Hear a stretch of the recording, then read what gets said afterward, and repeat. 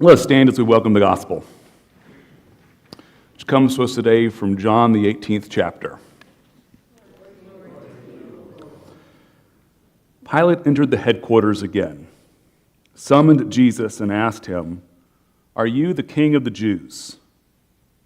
Jesus answered, "Do you ask this on your own, or did others tell you about me?" Pilate replied, "I'm not a Jew, am I? Your own nation and the chief priest have handed you over to me. What have you done?" Jesus answered, "My kingdom is not from this world. If my kingdom were from this world, my followers would be fighting to keep me from being handed over to the Jews. But as it is, my kingdom is not from here." Pilate asked him, "So you are a king?" Jesus answered, "You say that I am a king. For this I was born, and for this I came into the world, to testify to the truth. Everyone who belongs to the truth listens to my voice." This is the gospel of our Lord. You may be seated.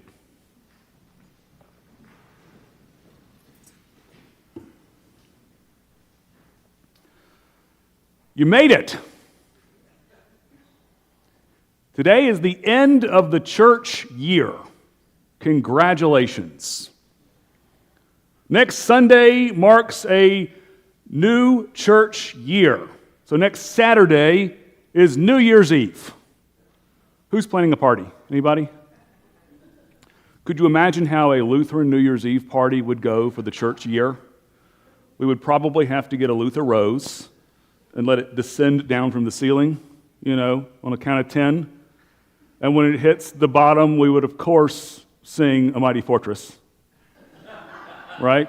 I mean, that's how we'd have to do it. You need a band? I need a band. We got to volunteer. I love it. Can you do it on banjo? Anyone want to hear A Mighty Fortress on banjo? Okay, yep, there we go. We're going to do that. Of course, in place of champagne, we would do our Lutheran punch. We always do here at funerals, ginger ale and sherbet, lime sherbet. Nothing says the love of God like lime sherbet, now does it? But in all seriousness, this is the end of the church year. And if you aren't aware, we have a 3-year lectionary cycle. And that 3-year cycle takes us through a significant swath of the Gospels and the life of Jesus, through New Testament readings, Old Testament readings, and Psalms. And so over the course of 3 years, we get this big picture of what God is doing in the world. And it culminates each year on Christ the King Sunday, where we are left with the lasting vision of who this Jesus is for us. Jesus is our King. Now, my professor in seminary, Dr. Tom Ridenauer, would always tell us that until you had been through the 3-year lectionary for at least 10 years, you were still to be considered a novice preacher. This year for me marks 15. And guess what? The joke's on him. I'm still a novice preacher. But we take this time every year to pause and consider in the big picture who it is that Jesus is for us. And on this Christ the King Sunday, this exposes for us 2 very deep realities for us as Lutherans. You know what those are?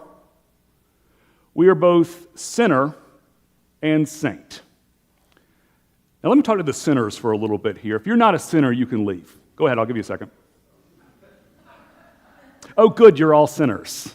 I love it when I have a room full of sinners. I don't know if you know this about me, but I am a monumental sinner. I am really good at it. I practice sinning every single day. Did you know that? Anybody else here practice sinning every single day? Oh, I've got some hands that are owning up to it. Very good. I'm not even going to call you out, Bernie. We sin all the time. It's ingrained in who we are. And in fact, this idea of having a king in the first place is grounded in our own sin. Now let me take you back a little ways, all the way back to the Old Testament. It used to be in the early days of the Old Testament when a problem arose among God's people, God would care for them by raising up a leader, like a judge or someone like that, who would step in and lead God's people for a period of time until such time as it was taken care of, and then the judge could step down and life would resume. Now, do you think that always worked for God's people? Not so much. What are God's people really good at doing? Well, sinning, and what specifically? Complaining. Do I have any complainers here at all? I got a few. Yeah.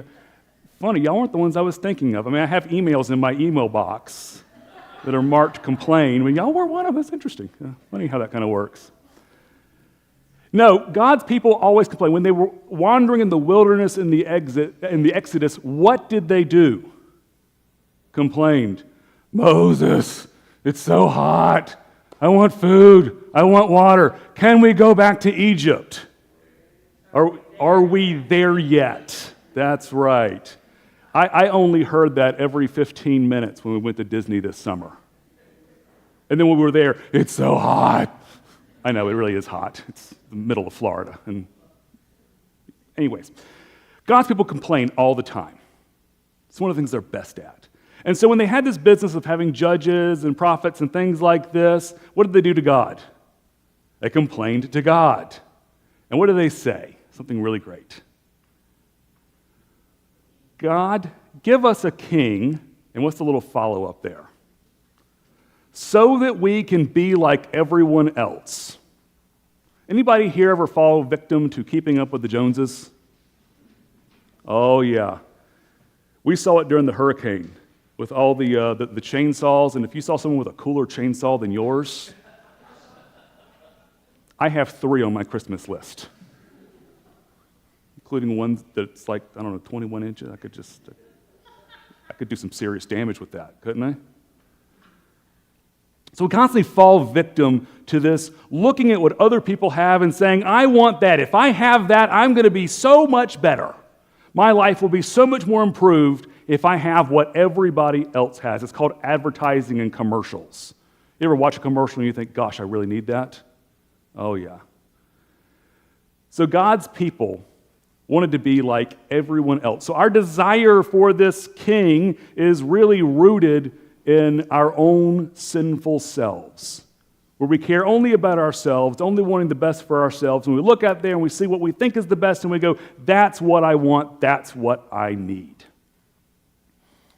So first off, before we get to anything else, this Christ the King Sunday reveals to us that we are fallen, we are broken, we are sinful, we are in need of help. And that's what happens when God sends to us Jesus, our King, showing us the King not that we want, but the King that we need. Now imagine when you think about kings, you might have a lot of different ideas. The way I think about kings the most is in the remarkably historical movie History of the World Part 1 by Mel Brooks. Anybody familiar with this?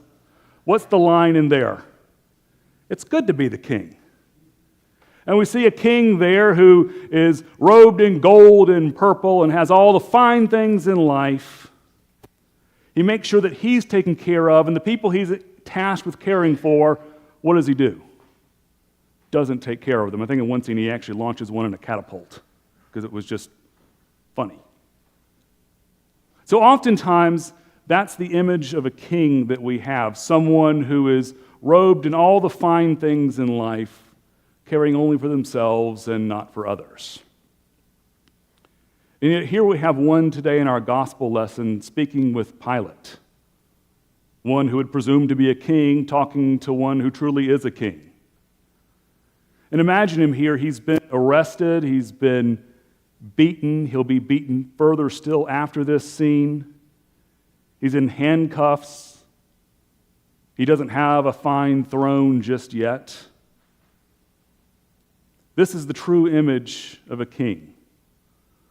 One who shows up in humility, with deep love for everyone in the world, including Pilate, who's questioning him and presuming himself to be king. Shortly after this scene we read about today, Jesus will be given a throne that is a cross. That's the throne of our King, and it says so very much about our faith. In many ways, all you really need is the cross to deeply understand our faith. That vertical bar both reaches up to the heavens where God is and at the same time down to earth where we are.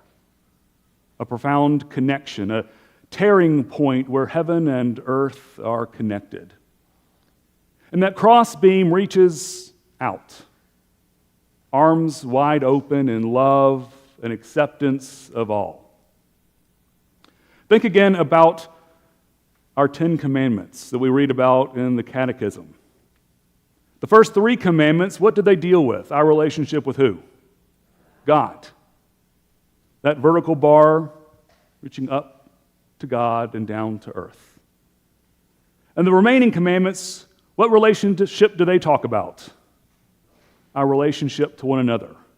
That crossbar reaching out in love for a world so deeply in need.